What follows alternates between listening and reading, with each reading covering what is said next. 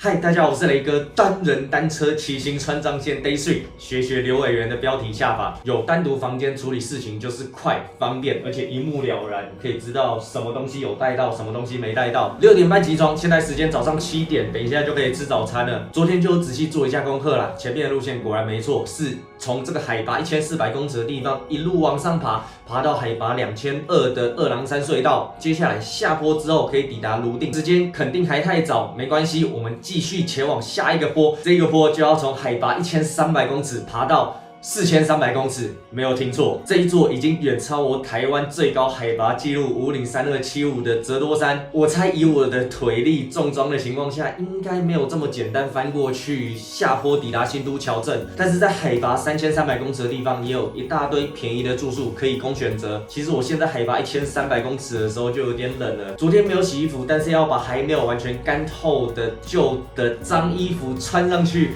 到现在都还在靠体温加温当中。今天就完全没有平路，标准的进入川藏线以后，我们每一天都要面临的爬坡日子。先骑起来，等一下有什么话边休息再说。今天一整天都是大好天气。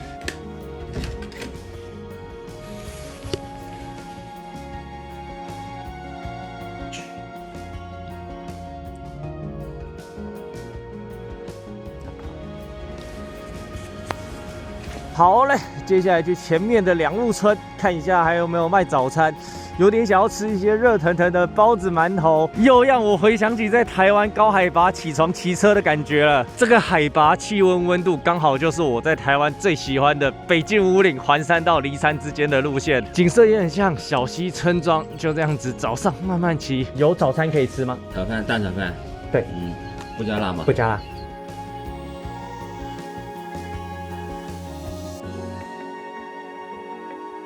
现在吃完早餐蛋炒饭，下次除了记得要说不要加辣以外，顺便也说一下分量减半。这里很多都是早起工作到晚，食量大的工人，所以饭量大也很正常。但是我早餐吃不了这么多，陆陆续续有4、5台脚踏车经过了。318真的不缺骑行的高手，在这条路上疯狂的人多，有梦想的人也很多。那我们就出发喽 ，Go Go！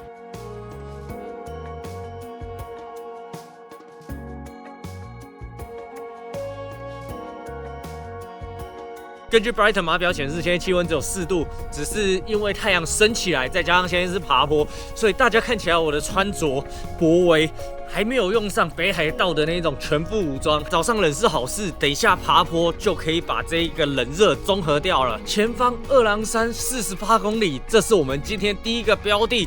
我才没有这么远，昨天到现在一直有看到二郎山的地标，距离有70，又跳到39，又跳到50几，里程完全不能拿来参考。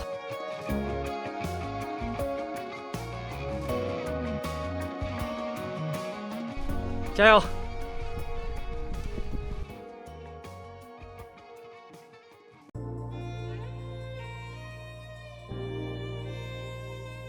加油！这么屌！谢谢。你要登上去啊？对。牛逼！慢慢来，加油！加油！现在的起程坡度大约8%，牵车也不奇怪的坡度。虽然从北海道回来之后就一直没有练车，只骑过了一趟西进五岭，还骑了整整7个小时。其实比竞速台湾任何一个有在练车的国中生都可以屌虐我，只是现在是长途旅行耐力的范畴。这就是我擅长的领域了。前一天想办法把自己弄舒服，身体不要消耗太多，隔天又可以继续维持这样的耐力，稳健的推进，时速大约8.5公里，完完全全是可以接受的进度。前方隧道内行人、摩托车不行，可是没别的路，开个灯也只能继续骑啦。就没路嘛。在出隧道之前，我建议就先把灯关好，不然出去阳光照射下，你完全不知道有没有开灯，就会忘记。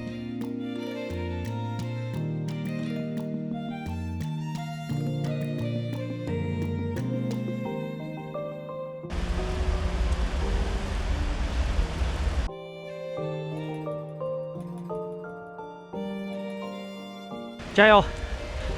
早安。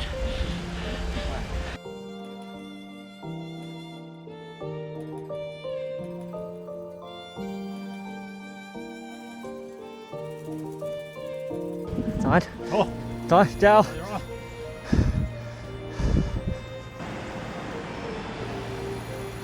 加油！好，好。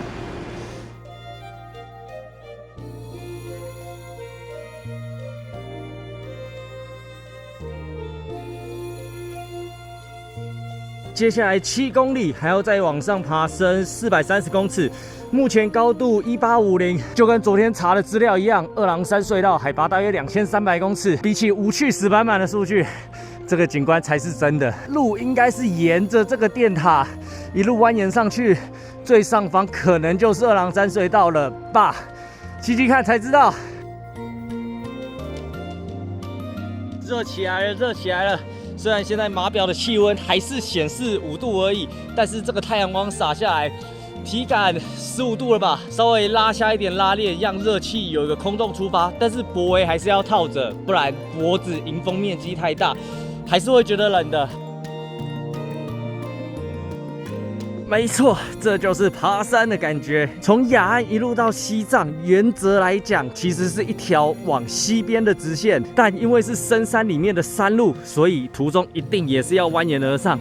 终于遇到了这一次旅行第一个很有山的感觉的山路，比起累，更多的是兴奋。不知道大家画面看不看得到？现在刚后面那位车友也在牵上这个转角了。其实拍照真的蛮花时间的，停下来拍个30秒。其实就要追个3、4分钟以上了。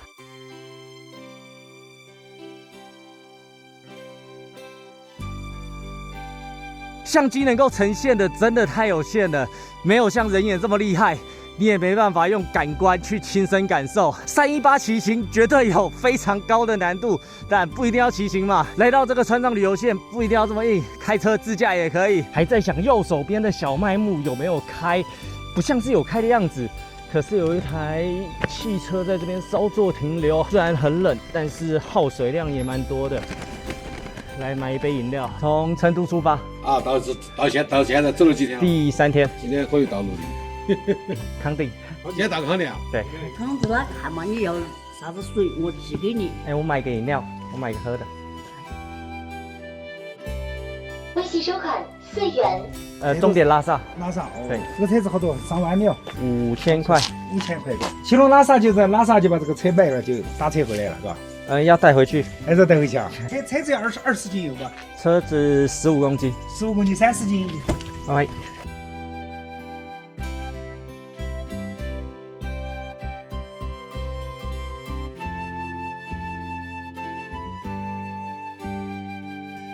早上出发，骑了17公里，早上10点整，海拔2200公尺，二郎山隧道到了。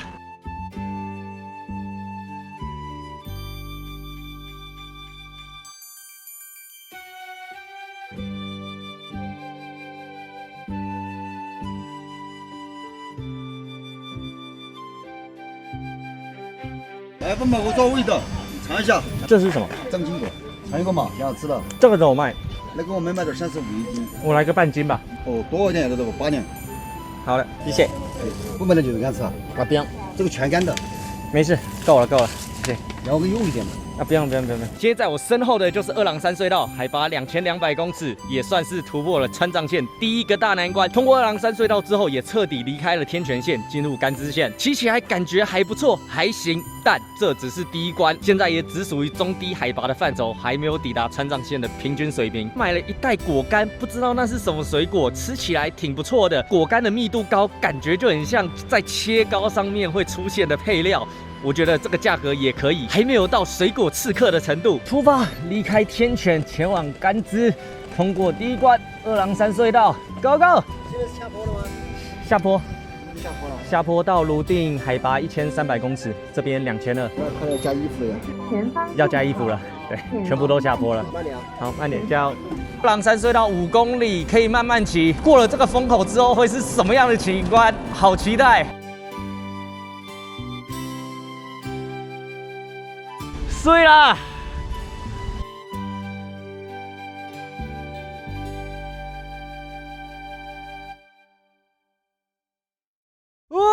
出了二郎山隧道，这个视野就是我所期待的川藏线。要不是这里需要飞行申请，无人机一路这样穿过去，哇，好冷啊！只是对刚刚要穿上外套的小哥有点不好意思。看了一下码表，出了二郎山隧道之后，还有一个短爬升50公尺之后，才会是一路下流。这么大规模的尺度，我们当然都是看宏观的，大方向车友的话可以信，细节就不要多问啦。问就是下一个弯就到了。加油，下坡啦！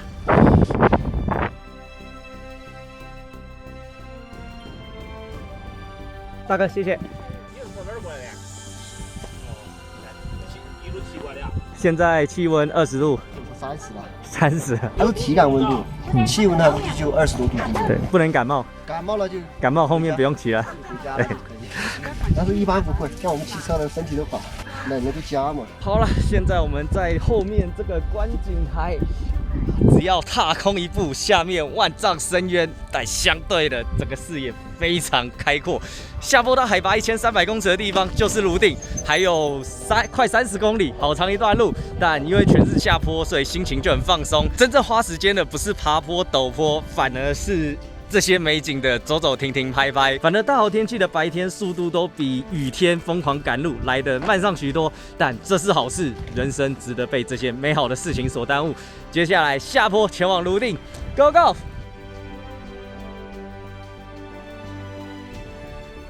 从海拔2300的二郎山隧道下坡到泸定市区，海拔大约1400公尺。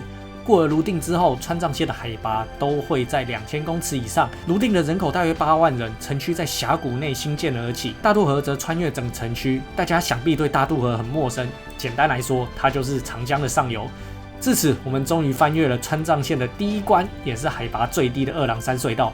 之后的旅程还有13座海拔加倍的山脉等着我们，还请大家习惯一下我用旁白补充的方式讲解，因为之后的海拔高度，光是呼吸就用尽了全力，实在没办法再顾及知识性内容的讲解啦。出了二郎山隧道，经历了一连串的长下坡，现在在大老远就可以看到非常繁华的市区泸定。台湾好像没有超过海拔1000公尺的大城镇，你在离山亲近也不会看到这样的高楼大厦，对我来说是第一次的体验，非常新鲜。下面这条河流是大渡河，当然这也是我刚临时查的。川藏线沿途景点地点太多了，只能回去慢慢查上旁白。早上7点的那碗蛋炒饭，撑到现在肚子也饿了，我们就去下面的大市区找点吃的咯。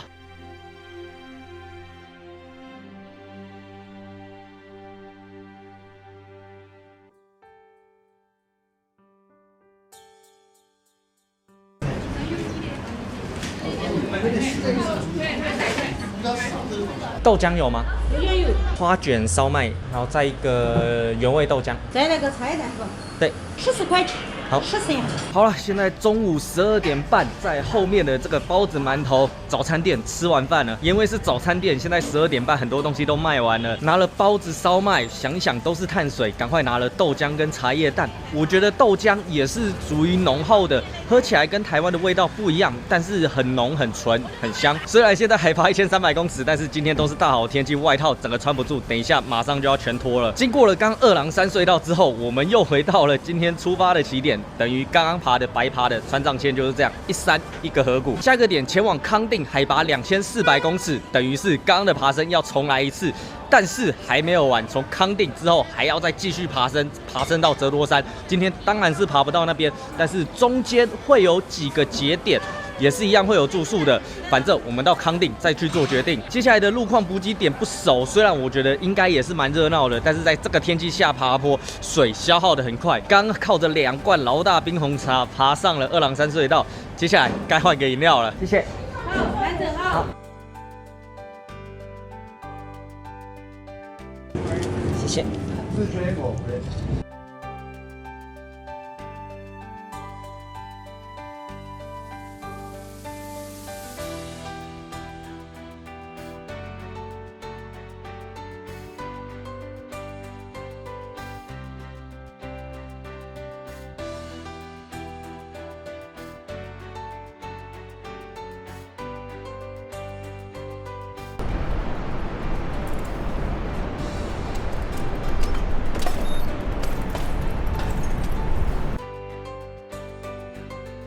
哎呦我去，怎么没路呀？高德是这样倒的呀！哎呀，崩溃呀！放弃，太累了，吃饭吧。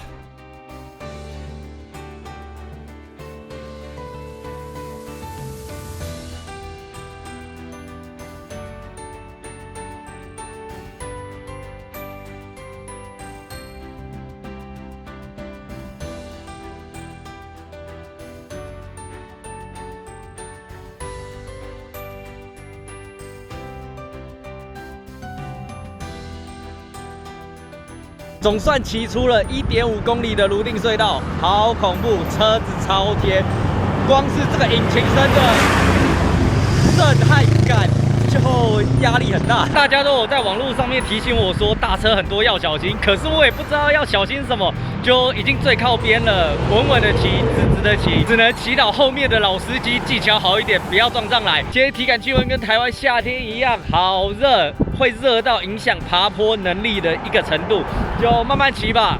还好还有一些凉风吹过来，加油！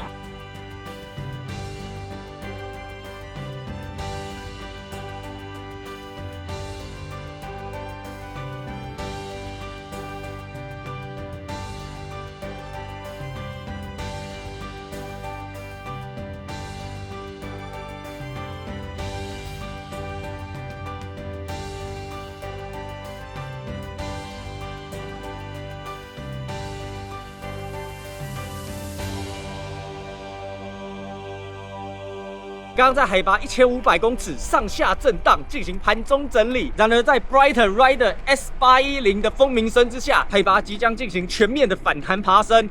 谢谢。连续26公里峡谷地带注意落石，看到这种告示牌，我就知道是大概怎么回事了啦。都老司机了，看地形地貌、连续弯路的告示牌，我就会知道接下来的宏观爬升概况，不需要特别查资料。哎，可惜我的观察力只用在骑脚踏车爬升海拔上。如果我在股市也有这样的敏锐程度，我就不用在意时间请假的问题，可以直接骑着脚踏车环游世界了。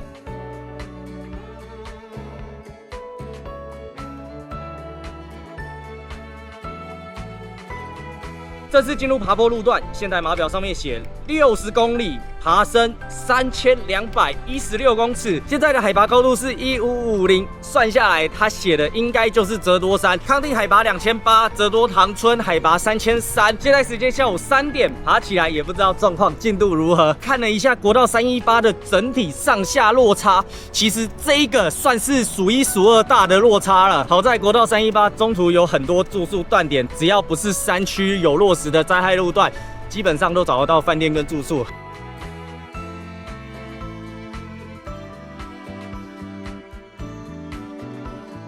来一个几粒水果干，其实还蛮方便的，就是爬坡来个几颗，有点类似吃果胶的感觉，时不时来一包，让你爬坡的血糖不会断掉。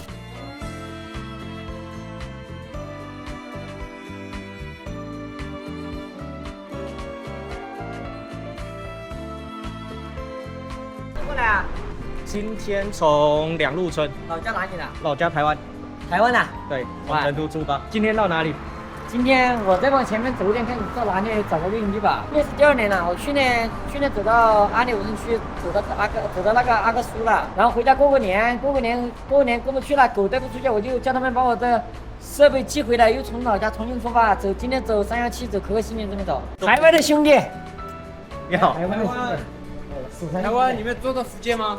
坐流川。坐到成都。你这什么？做这么大包？水带来的，会打吧？推啊，全是推，根本就没法骑。今天到哪里？今天到康定。谢谢。欢迎来到中国。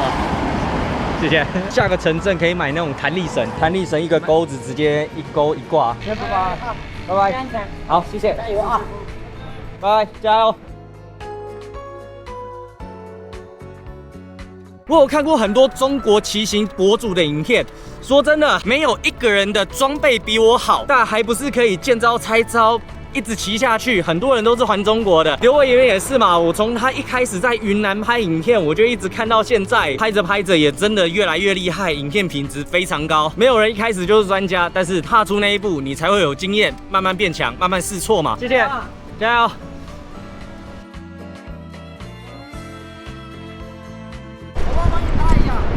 不用了，帮你拉一下吧。骑得到康定而已。太重了，前面全坡。可以的，可以的，大哥，谢谢。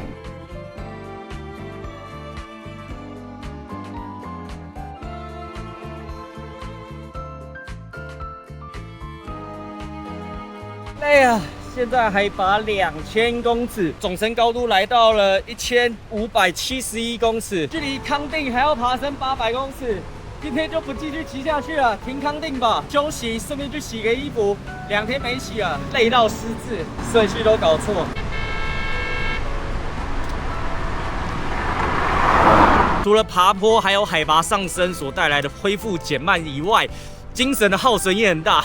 就是有时候你想安安静静的低头骑车，突然眼前又来了一台川 A， 刚刚那个还算小咖的，你有没有看过双向大货车，距离贴的比刚刚更近？这种情况今天至少遇到4、5次了，再来个几次，心脏精神扛不住。跟上我2郎山隧道壮丽的下坡风景相比，这一段相较起来比较普通。所以我就比较懒得拍，但是漂不漂亮都是相对的，这个景色也绝对称得上漂亮。只是吃过龙虾鲍鱼之后，现在一碗泡面端上来，当然会觉得普通。突然想到，我上一餐是中午12点半，下午5点半了，怪不得会骑到神志不清。顺便尿尿的时候才发现一件惊人的事情，原来我从早上到现在吊带都没有挂上去，好像也没什么差。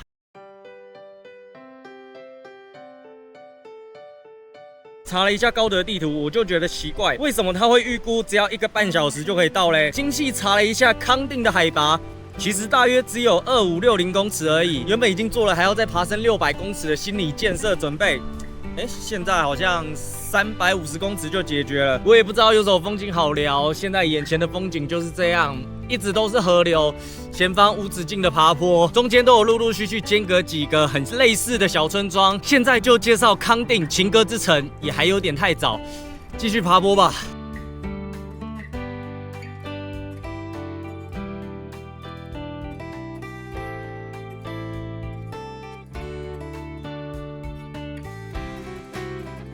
先吃个饭吧，康定没那么快，直接骑到康定又要一直吃干粮了。出来在这儿。你吃炒菜要盖饭？有什么？什么都有，家常菜嘛，就是一般的家常菜都有，有腊肉、回锅肉、肉丝、肉片、干鸡杂。小份的回锅肉。小份的没有炒，你要不你炒一个盖饭嘛？好啊。盖浇饭20。好。好。谢谢。我不要加辣。啊？不要加辣。不要辣嘛？对，不要辣。可以。谢谢。吃了一碗盖浇饭，感觉非常油，非常重口味。好险，最后有记得说不要加辣。但因为有在骑车，所以吃一大碗白饭，配上重油重咸，倒是还好，可以补充骑车所流失的盐分。现在时间已经6点45分了。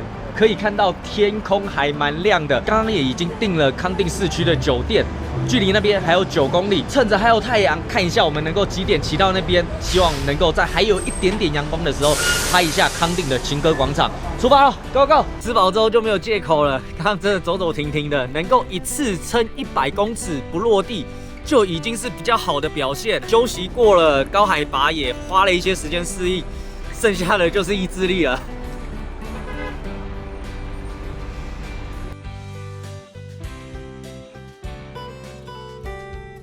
我骑脚踏车完全没有研究高速公路的路线，不知道等一下过了交流道之后，车流大车会不会变少？之前我对中国高速公路的印象就是，又想唱我 ETC， 还好我拔卡拔得快，但我就觉得奇怪了，中国的电眼监视器这么厉害，没有一个更好的办法可以避免趁 ETC 这种事情发生吗？哎呦，完蛋了！怎么过了交流道，车更多了？所以刚刚那一段是没有贡献的，只是有大车跟我一起骑而已。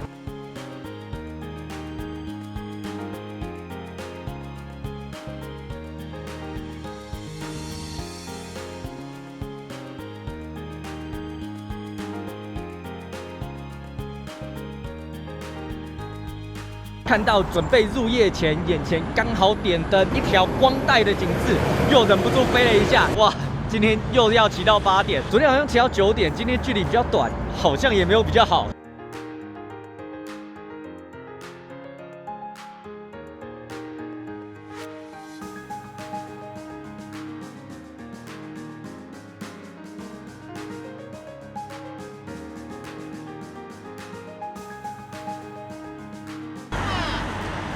啊，不用，谢谢。你好，你好。